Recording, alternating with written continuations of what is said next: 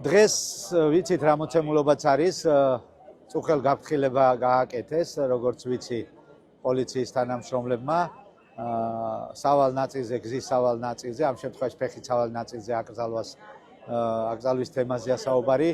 აშკარაა და ცალსახაა, ამაზე იურისტები არ დაობენ, არ დაობთ, მოკლედ რო გითხრათ, რომ რეალურად კონსტიტუციას ეწინააღმდეგება მიღებული კანონი. კონკრეტულად იმ ნაწილში, რომ კონსტიტუცია გვეუბნება ნებართვის გარეშე შეგვიძლია შევიკრიბოთ შეუიარაღებლად და ასე შემდეგ არის რაღაცები, შეგვიძლია შევიკრიბოთ ნებისმიერ დროს და ეს არის გამოხატვის თავისუფლების ჩარჩოში ჯდება სრულად.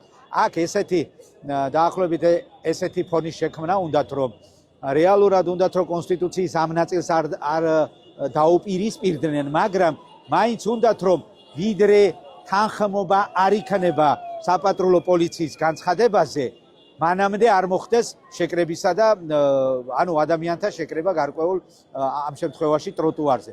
რეალურად ეხლა რომ გასაჩივრდეთ, ფაქტობრივად აუცილებლად უნდა გასაჩივრდეს ეს თემაც საკონსტიტუციო სასამართლოში, მაგრამ მიზანი მაინც ის არის, რომ ამას დასასრული არ აქვს. რეალურად საზოგადოებას მინდა რა უთხრა, იცით, რომ აზრი არ აქვს, აქ დავთმობთ, მერე ეს გადავა შემდგომ ტერიტორიაზე, ეს იქნება პარლამენტის ეზოს ტერიტორიაზე აკრძალავენ.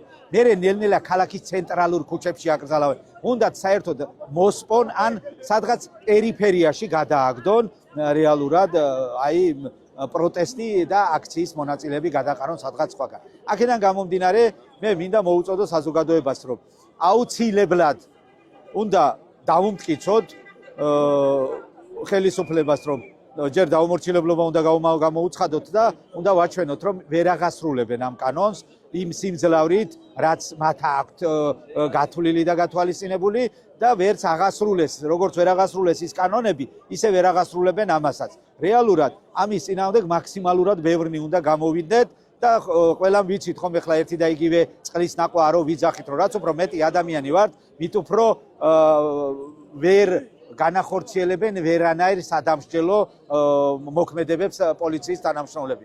აქედან გამომდინარე, უნდა დავრჩეთ ტროტუარზე დღეს, უნდა დავრჩეთ ტროტუარზე და ვნახოთ. ამჟამად არ ჩანს იმის ნიშნები არ არის, რომ შემოვიდნენ და პირობითად ძალადობის გზით დაიწყონ აყრა ტროტუარიდან, თუმცა გამორიცხული არ არის, აი გადაღებები მიმდინარეობდეს ეხლა და გარკვეულ პიროვნებებს ხვალე ან სახლთან ან აქედან წასულისას დახვდნენ, აიყვანონ და ადმინისტრაციული პატიმრობა გაუფორმონ.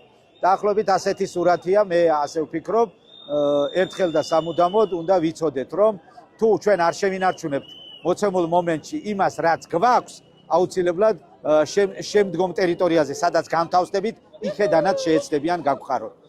ეს არის ისიც, რაც მინდოდა დღევანდელ დღესთან დაკავშირებით.